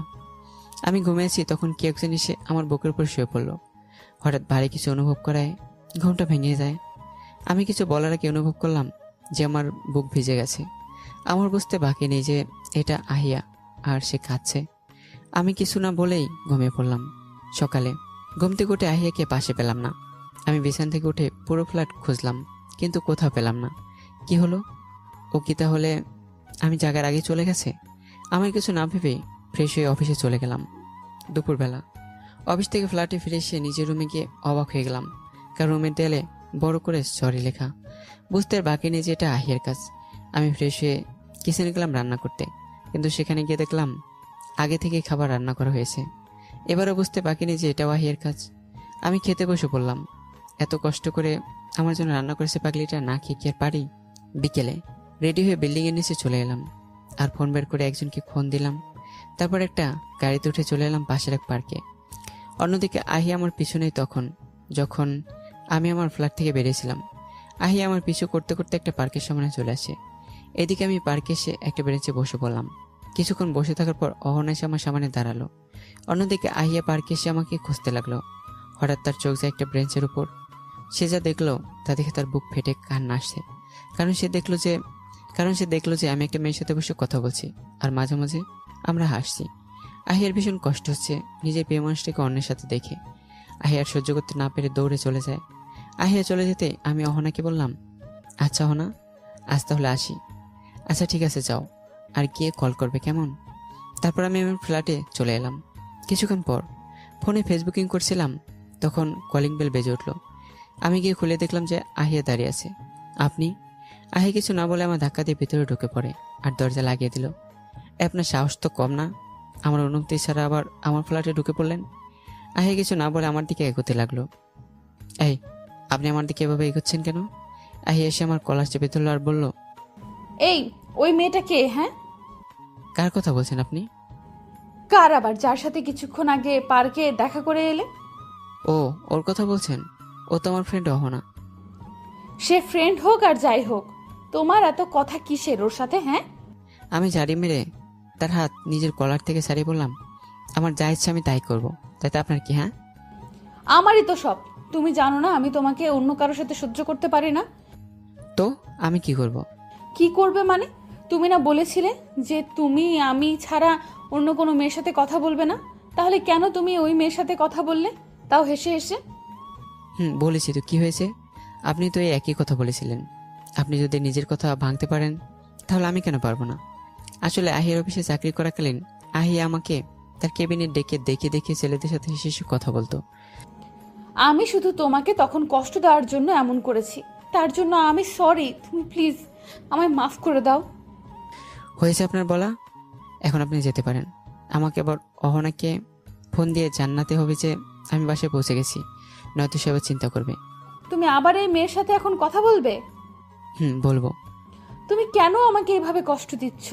প্লিজ তুমি আমাকে মাফ করে দাও, নয়তো যা শাস্তি দেওয়ার দাও, কিন্তু প্লিজ তুমি অন্য কোনো মেয়ের সাথে কথা বলো না। আমি যে তা সহ্য করতে পারবো না। আপনাকে আমি কি বলেছি শুনতে পাননি? যান, বেরিয়ে যান এখান থেকে। আহিয়া আমার ধমকে কেঁপে উঠল। কি হলো যান? আহিয়া কাঁদতে কাঁদতে চলে গেল। আমি বিছানায় বসে পড়লাম। তুমি এটুকু সহ্য করতে পারছো না? তাহলে ভেবে দেখো আমি কতটা কষ্ট পেয়েছি, আমি কিভাবে সহ্য করেছি। পরের দিন বিকেলে আমি ঘুরতে বের হই। আমি এখন একটা বেঞ্চে বসে আছি আর তাকিয়ে আছি আমার সামনে থেকে একটা সুন্দর ছেলের দিকে। হঠাৎ আহিয়া এসে আমার পাশে বসে পড়ে। আমি তাকে দেখে বললাম, আপনি আপনি এখানেও চলে এলেন আমার পিছু পিছু? তুমি এখানে থাকলে আমি অন্য কোথাও কি করে থাকি বলো? আচ্ছা, একটা সত্যি কথা বলবেন আমায়? একটা কেন, হাজারটা জিজ্ঞেস করো, সব কটার উত্তর দিব। আপনি কি আদৌ এখানে কোনো বিজনেসের কাজে এসেছেন নাকি আমাকে জ্বালাতে এসেছেন? সত্যি বলবো? আমি তো সত্যিই বলতে বলেছি আপনাকে। আমি এখানে কোনো বিজনেসের কাজে আসিনি। আমি এসেছি তোমার জন্য, তোমার রাগ অভিমান ভাঙিয়ে তোমাকে আবার নিজের করে পেতে এসেছি এখানে, তোমার পিছু পিছু। তার কখনোই হবে না। হঠাৎ মেলিকণ্ঠে বলে ওঠে, কেমন আছো সুলতান? আমি তাকে দেখে এটা অহনা। আমি তার কাছে গিয়ে বললাম, আমি ভালো আছি, তুমি কেমন আছো? আমিও ভালো আছি, কিন্তু তুমি কি করছো এই মেয়েটার সাথে? আর এই মেয়েটাই বা কে? ও কিছু না, চলো আমরা ওই দিকটা গিয়ে কথা বলি। চলো। তারপর আমি আর অহনা সামনের দিকে এগিয়ে বসে গল্প করতে লাগলাম। অন্যদিকে আহি আমাদের দিকে তাকে নিঃশব্দে কাঁদতে লাগলো। এদিকে অহনা কথা বলার সময় বারবার আমার গায়ে ঢলে পড়ছিল, যা আহিয়ার হৃদয়ে রক্তক্ষরণ করছিল। আহিয়া সহ্য করতে না পেরে দৌড়ে চলে যায় সেখান থেকে। এভাবে পার হয়ে যায় 15 দিন। এই 15 দিনে আমি আহিয়াকে দেখে দেখে প্রতিদিন অহনার সাথে কথা বলতাম, আর আহিয়া তা দেখে কষ্ট পেত। একদিন বিকেলে আমি পার্কে বসে অপেক্ষা করছি অহনার জন্য। কিছুক্ষণ পর অহনা চলে আসে সেখানে। কেমন আছো সুলতান? আলহামদুলিল্লাহ ভালো আছি, তুমি কেমন আছো? আলহামদুলিল্লাহ, আমিও ভালো আছি। আচ্ছা, এখন বলো আমাকে এখানে ডাকার কারণটা কি? আমি জানি না তুমি আমার কথাগুলো শুনে কি মনে করবে, কিন্তু তারপরও বলছি। বলে হাঁটু গেড়ে বসে পড়ে আর একটা গোলাপ ফুল দিয়ে বলল, আই লাভ ইউ। কি কি বলছো তুমি এসব? ঠিক বলছি, আমি তোমাকে ভালোবাসি, অনেক অনেক ভালোবাসি। প্লিজ তুমি আমায় ফিরিয়ে দিও না। অন্যদিকে আহিয়া দূর থেকে সব দেখছে। সে ভীষণ আগ্রহ নিয়ে তাকিয়ে আছে। তার বিশ্বাস আমি অহনাকে ফিরিয়ে দেব, কিন্তু তার বিশ্বাসকে ভুল করে দিয়ে আমি অহনার ফুলটা নিয়ে নিই আর অহনাকে ধরে দাঁড় করাই। আহিয়ার মাথায় যেন আকাশ ভেঙে পড়ল। তার জন্য বিশ্বাসই হচ্ছে না যে আমি তাকে এত বড় একটা শাস্তি দিব। তার করা অপরাধের জন্য তার চোখ দিয়ে পানি পড়তে লাগলো। এদিকে আমি অহনাকে দাঁড় করানোর সাথে সাথেই সে আমাকে জড়িয়ে ধরে। আহিয়া এবার আর সহ্য করতে না পেরে কাঁদতে কাঁদতে দৌড়ে চলে গেল। এদিকে আমি অহনাকে নিজের থেকে ছাড়িয়ে ফেললাম। কি হয়েছে, ছাড়লে কেন? তুমি আমায় জড়িয়ে ধরলে কেন? বাহরে, তুমি তো আমার বিএফ, তোমাকে জড়িয়ে ধরবো না তো কাকে জড়িয়ে ধরবো? আমি তোমার বিয়ে হলাম কখন? হ্যাঁ, কখন মানে এই মাত্রই তো তুমি আমায় গ্রহণ করেছো। আমি তোমাকে কখন গ্রহণ করলাম? আমি তো তোমাকে গ্রহণ করিনি। তাহলে আমার ফুলটা নিলেছে? শোনো অহনা, আমি তোমাকে ভালোবাসতে পারবো না, আমার পক্ষে তো সম্ভব না। কি? কিন্তু কেন? আমি কি সুন্দরী না? তুমি দেখতে যথেষ্ট সুন্দরী, কিন্তু তারপরে আমার পক্ষে সম্ভব না তোমাকে ভালোবাসা। কিন্তু কেন? কারণ আমি অন্য একজনকে ভালোবাসি। কি কি বলছো কি তুমি? ঠিকই বলছি, আমি একজনকে ভালোবাসি, তাই আমার পক্ষে তোমাকে ভালোবাসা সম্ভব না। আমি হয়তো কথাটা বলতে অনেক দেরি করে ফেলেছি। না অহনা, তুমি যদি আমাকে যেদিন দেখা হয়েছে সেদিনই প্রপোজ করতে, তারপরে আমার উত্তর একই থাকতো। তার মানে তুমি? হ্যাঁ, আমি তোমার সাথে দেখা হওয়ার আগে থেকে একজনকে ভালোবাসি। তাহলে কে এসে? আমি কি দেখতে পারি তাকে? তুমি তাকে দেখেছো অহনা? কি বলছো তুমি? আমি তাকে দেখেছি, কিন্তু কখন? মনে আছে একদিন জেলের পরে তুমি আমাকে একটা মেয়ের সাথে বসে থাকতে দেখেছিলে? হ্যাঁ মনে আছে। সেই মেয়েটি আমার ভালোবাসা। কি কি বলছো তুমি? ঠিক বলছি। তাহলে তুমি ওই দিন তাকে চিনতে অস্বীকার করেছিলে কেন? তাকে এটা বোঝানোর জন্য যে প্রিয় মানুষটা অবহেলা থেকে পাওয়া কষ্ট কতটা যন্ত্রণা দেয়। আমি বুঝতে পারলাম না তোমার কথাটা, একটু বুঝিয়ে বলো। শোনো তাহলে, তারপর আমি তাকে আমার সাথে কি কি হয়েছে আর আহি আমার সাথে কি কি করেছে সে সব কিছু খুলে বললাম। তুমি আহিয়ার জন্য এত কষ্ট পেয়েছো, আর আহিয়া কিনা তোমাকে আরো কত কষ্ট দিল? কেন? কিছু না জেনে বুঝে? তার উচিত ছিল তোমাকে একবার হলেও জিজ্ঞেস করে সত্যিটা জানা। তো আর কতদিন কষ্ট দিবে? এবার অন্তত মেনে নাও তোমার আহিয়াকে। মেনে নেব, তাও আজকে। তাহলে দাঁড়িয়ে আছো কেন? যাও তার কাছে। যাচ্ছি, আর পারলে আমায় ক্ষমা করে দিও। আরে তুমি ক্ষমা চাইছো কেন? কারণ আমি যদি তোমার সাথে না মিশতাম, কথা না বলতাম, তাহলে তো তোমাকে আমার ভালোবেসে এতটা কষ্ট পেতে হতো না। ধুর, এটা কোনো কথা হলো? আমার ভাগ্যে হয়তো এটাই লেখা ছিল, তাই হয়েছে। এর জন্য আমি নিজেকে আর দোষারোপ করব না শুধু শুধু। তারপরেও তোমাকে বললাম না, এতে তোমার কোনো দোষ নেই। শোনো, অনেক ছেলে মেয়েই তো একে অপরের সাথে কথা বলে, কই তাদের সবার মধ্যে কি ভালোবাসার সৃষ্টি হতে গণা কয়েকজন ছাড়া হয় না? কারণ ভালোবাসা কখন কার জন্য জন্মায় তা কেউ জানে না, এমনকি যার মনে জন্মায় সে নিজেও বুঝতে পারে না। তাই এখানে তোমার কোনো দোষ নেই। এখন যাও, তোমার আহিয়ার কাছে গিয়ে দেখো, হয়তো আবারও তোমার জন্য কাঁদছে। হুম। তারপর আমি তাকে বিদায় দিয়ে ফ্ল্যাটে যাওয়ার সময় কিছু ফুল আর চকলেট নিলাম আহিয়ার জন্য। কিছুক্ষণ পর আহিয়ার ফ্ল্যাটের সামনে এসে কলিং বেল না বাজিয়ে চাবি দিয়ে খুলে ফেললাম। আসলে আমার কাছে একটা ডুপ্লিকেট চাবি ছিল। তারপর সোজা আহিয়ার রুমে চলে এলাম, কিন্তু ভিতরে ঢুকে যে আমার এমন কিছু দেখতে হবে তা আমি কল্পনা করিনি। কারণ আমি দেখলাম আহিয়া নিচে পড়ে আছে আর তার হাত দিয়ে রক্ত বেরোচ্ছে। আমার হাত থেকে ফুল আর চকলেটগুলো পড়ে গেল। আমি আহিয়া বলে চিৎকার দিয়ে তার কাছে ছুটে গিয়ে, এ আহিয়া, কী হয়েছে তোমার? এ আহিয়া, কথা বলছো না কেন? আমি আহিকে কোলে তুলে নিলাম আর বিল্ডিংয়ের নিচে এসে একটা ট্যাক্সিতে উঠে পড়লাম। এ আহি, কথা বলো না আমার সাথে। এই দেখো, আমি আর তোমার সাথে রাগ করবো না, আর প্লিজ কোনো মেয়ের সাথে কথা বলবো না। প্লিজ আমার সাথে কথা বলো লক্ষ্মীটি। প্লিজ একবার চোখ খুলে তাকাও না লক্ষ্মীটি। ভাই প্লিজ তাড়াতাড়ি চালান না। ড্রাইভারকে উদ্দেশ্য করে বললাম। জি ভাইয়া, করছি। ড্রাইভার বাংলাদেশি, তাই বাংলায় বললাম। কিছুক্ষণ পর আমি আহিকে নিয়ে হসপিটালে পৌঁছে যাই। আহিয়াকে এমার্জেন্সিতে নেওয়া হয়। এদিকে আমার ভীষণ চিন্তা হচ্ছে, সাথে খুব ভয় করছে নিজের প্রিয় মানুষটাকে হারানোর। আমার হঠাৎ করেই ওই কাগজটার কথা মনে পড়লো, যেটা আমি আহিয়ার হাতের মুঠে পেয়েছিলাম। আসলে আমি গাড়িতে থাকাকালীন আহিয়ার হাতে একটা কাগজ পেয়েছিলাম। সেই কাগজটা বের করে পড়তে লাগলাম। সেখানে লেখা ছিল এমন যে, প্রিয় সুলতান, আমি প্রথমেই ক্ষমা চেয়ে নিচ্ছি তোমার উপরে করা অত্যাচারের জন্য।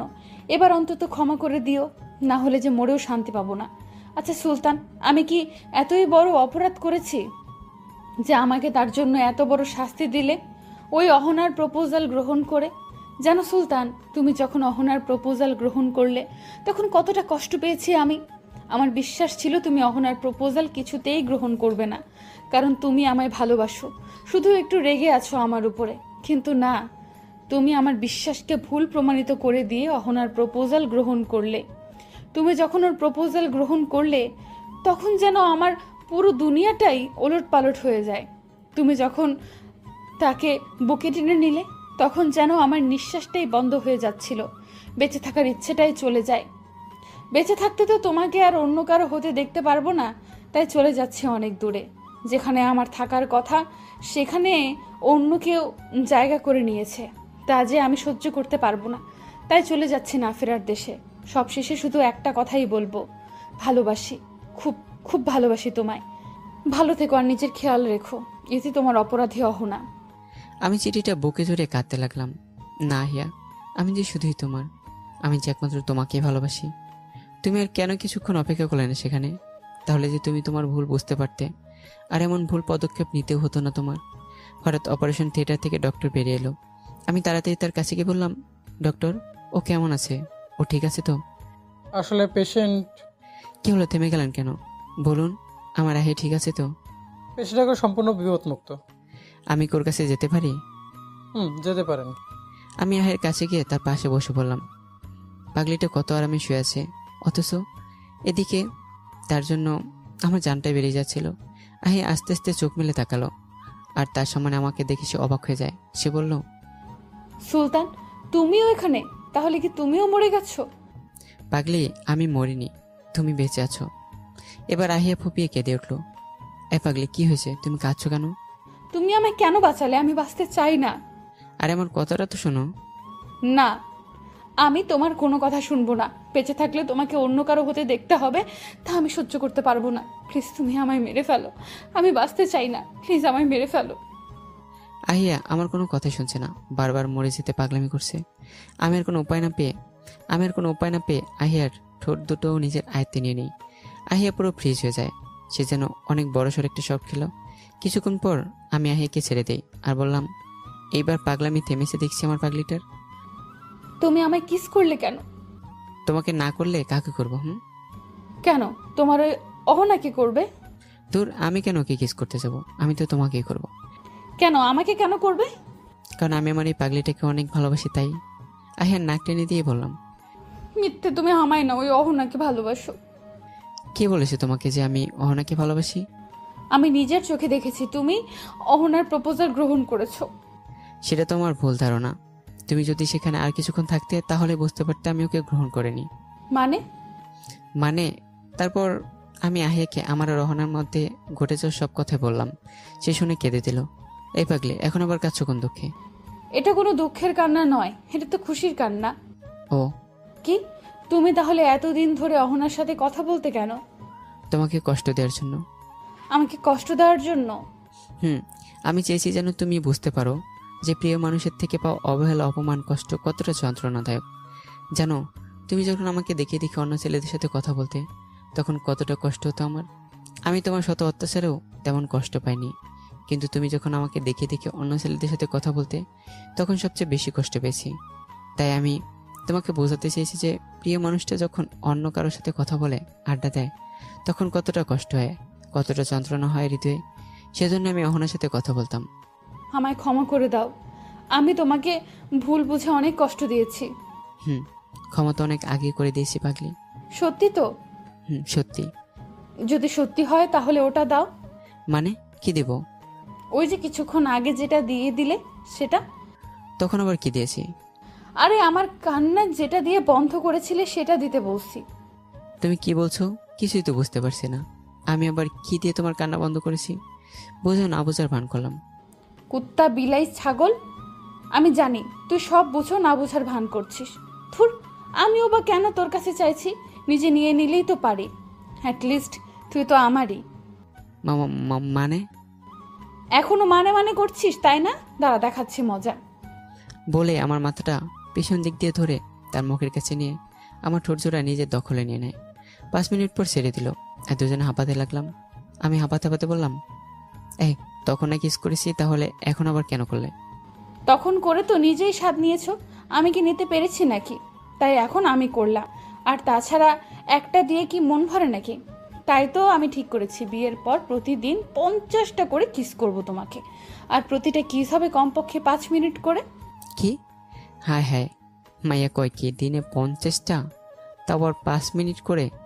How is possible? কি বলছো তুমি? মাথা ঠিক আছে তোমার? আমার মাথা আর আমি একদম ঠিক আছি। আর আমি যা বলছি একদম ঠিক বলছি। কি ঠিক বলছো? হ্যাঁ, দিনে 50টা কিস করলে তো আমি মরেই যাব।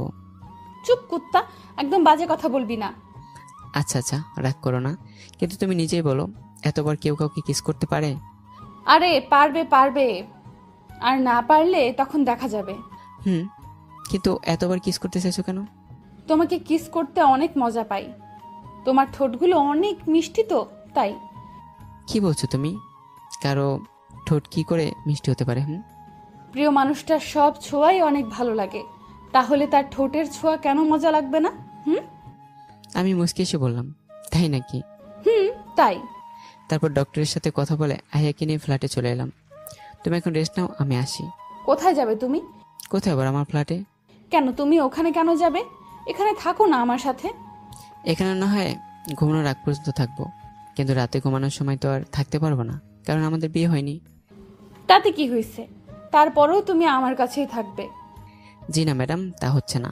এখন এর পরেও যদি জোর করেন তাহলে কিন্তু এখনই চলে যাব। থুর, ভালো লাগে না। তারপর আহিয়ার সাথে ঘুমানোর আগ পর্যন্ত থেকে নিজের ফ্ল্যাটে চলে এলাম। রাতে আমি ঘুমিয়ে আছি, তখন আমার রুমে আহিয়া এসে আমার উপরে শুয়ে পড়লো। রাতে হঠাৎ ঘুম ভেঙে গেল, বুকের উপরে ভারী কিছু অনুভব করে। আমার বুঝতে বাকি রইল না যে এটা আহিয়া। তুমি সে চলে এলে তাই না? এত না করা সত্ত্বেও। আহিয়া চমকে উঠে বলল, তুমি ঘুমাওনি? তুমি আসে ঘুমটা ভেঙে গেছে। কিন্তু তুমি কি করে বুঝলে যে আমি এসেছি?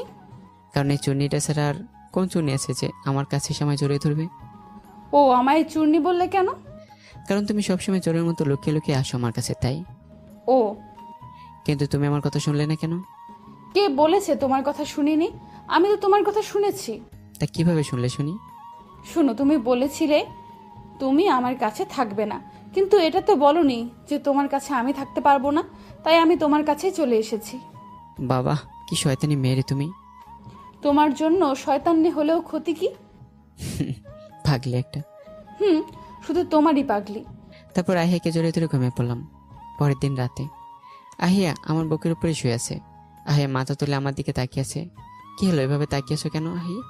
আহিয়া কিছু না বলে হঠাৎ আমার ঠোঁট দুটো নিজের আয়ত্তে করে নিল। কিছুক্ষণ পর ছেড়ে দিল। এ তোমার মতলব ভালো মনে হচ্ছে না আমার কাছে। তোমার কাছে থাকা যাবে না, অন্য জায়গায় যাচ্ছি বলেই উঠতে নিলে আহিয়া উঠতে না দিয়ে বলল, এই একদম না, তুমি যেভাবে আছো সেভাবেই থাকো, নয়তো খবর আছে। কিন্তু আমার তো তোমার মতলব ঠিক লাগছে না।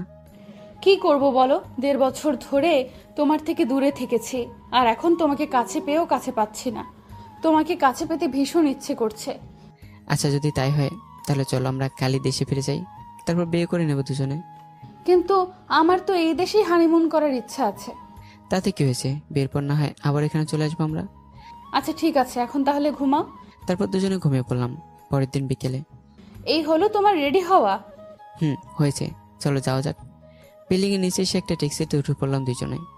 আহিয়া গাড়িতে উঠে ড্রাইভারকে শপিং মলে নিয়ে যেতে বলল। শপিং মলে কেন? আমাদের বিয়ের শপিং করব এখান থেকেই, তাই। ও আচ্ছা। তারপর গাড়ি বড় একটা শপিং মলের সামনে এসে থামলো। তারপর আমরা দুজনে বিয়ের শপিং করে নিলাম। শপিং শেষে আবার একটা গাড়িতে উঠে পড়লাম। গাড়িতে উঠেই আহিয়া ড্রাইভারকে কাজী অফিসে নিয়ে যেতে বললো। কাজী অফিসে কেন নিতে বললো ওনাকে? এখন চুপ থাকো, গেলেই বুঝতে পারবে। আমি চুপ করে রইলাম। কিছুক্ষণ পর আমরা কাজী অফিসে চলে এলাম আর ভিতরে চলে গেলাম। ভিতরে গিয়ে অবাক হয়ে গেলাম, কারণ সেখানে অহনা ছিল, সাথে আরেকটা ছেলেও ছিল। কেমন আছো সুলতান? আলহামদুলিল্লাহ ভালো আছি, তুমি কেমন আছো? আমিও ভালো আছি। আচ্ছা, এই ছেলেটা কে? তোমার সাথে পরিচয় করিয়ে দিই, ও হচ্ছে আমার হবু বর। আজ ওর সাথে আমার বিয়ে, আর তাই তো তুমি আর আহিয়া এখানে এলে। কি, তোমার বিয়ে আর আহি সেজন্য আমাকে এনেছে? হুম। আহি, তুমি আমাকে আগে বলে না কেন এই কথা? তোমাকে সারপ্রাইজ দিতে চেয়েছি, তাই। ও। তারপর সেখানে বিয়ের কাজ সেরে ফ্ল্যাটে চলে এলাম। কিন্তু অবাক করার বিষয় হচ্ছে আহি আজ আমার ফ্ল্যাটে এলো না, আর সাথে বলল যে এখন থেকে সে আর রাতে আমার সাথে ঘুমাবে না বিয়ের আগ পর্যন্ত। জিজ্ঞেস করতে বললো যে যদি বিয়ের আগে আমাদের মধ্যে কিছু হয়ে যায়। তাই আমি কিছু বললাম না। রাতে ঘুমানোর জন্য প্রস্তুতি নিচ্ছিলাম, তখনই ফোনে কল আসে আহিয়ার। বলো, হঠাৎ কল দিলে যে? তুমি কি একবার আমার কাছে আসতে পারবে? কেন, কি হয়েছে? প্লিজ এসো না। একবার বলেই কল কেটে দিল। আমি তাড়াতাড়ি তার ফ্ল্যাটে এসে তার রুমে চলে এলাম। আর এসে পুরো অবাক হয়ে গেলাম, কারণ তার রুমটা পুরো বাসর ঘরের মতো করে সাজানো, আর সে বধূ সেজে বসে আছে খাটের মাঝখানে। এদিকে আহিয়া উঠে এসে আমায় সালাম করলো। এসব কি আহিয়া, রুমটা এমন বাসর ঘরের মতো সাজানো কেন? আর তুমি বাবা বধূ সেজে আমায় সালাম করলে কেন? বিয়ের প্রথম রাতেই তো বাসর রাত, তাই না? তাহলে মানে আজ আমাদের বাসর রাত। কি কি বলছো তুমি এসব? আমরা বিয়ে করলামই বা কখন যে আজ আমাদের বাসরাত হবে? কেন, বিকেলে কাজী অফিসে? কি বলছো তুমি? ওখানে তো অহনার বিয়ে হয়েছে। ও, ওখানে অহনার কোনো বিয়ে হয়নি, বিয়ে হয়েছে আমাদের দুজনের। কি বলছো তুমি? ঠিক বলেছি, ওখানে আমাদেরই বিয়ে হয়েছে। কিন্তু আমাকে কেন বলনি? তোমাকে সারপ্রাইজ দিতে চেয়েছি, তাই। কিন্তু সবাইকে ছেড়ে তাদের অনুমতি ছাড়া আমাদের বিয়ে করা একদমই উচিত হয়নি। সবাইকে ছেড়ে বিয়ে করলেও তাদের অনুমতি ছাড়া করিনি। মানে আমি সবার সাথে কথা বলে তাদের অনুমতি নিয়েই তোমাকে বিয়ে করেছি। সত্যি বলছো? সত্যি। এখন এই নাও, পাঞ্জাবিটা পরে নাও আর অজু করে এসো। একটা নীল রঙের পাঞ্জাবি এগিয়ে দিয়ে বললো। তারপর আমি পাঞ্জাবি পরে অজু করে আসলাম আর দুজনে নামাজ পড়ে নিলাম। নামাজ শেষে দুজনে বিছানায় গিয়ে বসলাম। তুমি যে এত বুদ্ধিমতী তা আমার জানা ছিল না। তা তো বটেই, দেখতে হবে না কার বউ হয়েছি? তাই বুঝি? তাই। আমি কিছু না বলেই শুয়ে পড়লাম। এই, তুমি শুয়ে পড়লে কেন? আমার ঘুম পাচ্ছে, তাই ঘুমাবো। মানে কি? হ্যাঁ, আজ না আমাদের বাসর রাত? তো মানে কি? হ্যাঁ, আমরা বাসর করব না? আজ না, আজ আমার খুব ঘুম পাচ্ছে। মানে কি? হ্যাঁ, তোমাকে কাছে পাওয়ার জন্য কত কিছু করলাম, আর এখন তোমাকে কাছে পেয়েও পাবো না? তা তো হচ্ছে না। আচ্ছা, তোমার যা করার করো, আমায় ডিস্টার্ব করো না, আমি ঘুমালাম। ঠিক আছে, তুমি ঘুমাও, তোমার ঘুম। বলে নিজেও শুয়ে পড়লো অন্যদিকে মুখ ফিরে। ইস রে, পাগলিটা দেখছি অনেক রেগে গেছে। আমি আহিকে পিছন থেকে জড়িয়ে ধরলাম। আহি আমার হাত ছাড়িয়ে বলল, তুমি আমাকে একদম জড়িয়ে ধরবে না, নিজের মতো করে ঘুমাও, আমাকে ডিস্টার্ব করবে না একদম, বলে দিচ্ছি। আমি আবারও তাকে জড়িয়ে ধরে বললাম, আমার বউটা কি রাগ করেছে আমার উপর? আমি তোমার কে যে তোমার উপরে রাগ করব? হুম? বউটা দেখছি খুব অভিমান হয়েছে। তা কি করলে আপনার রাগ কমবে শুনি? এই তোমার না ঘুম পেয়েছে?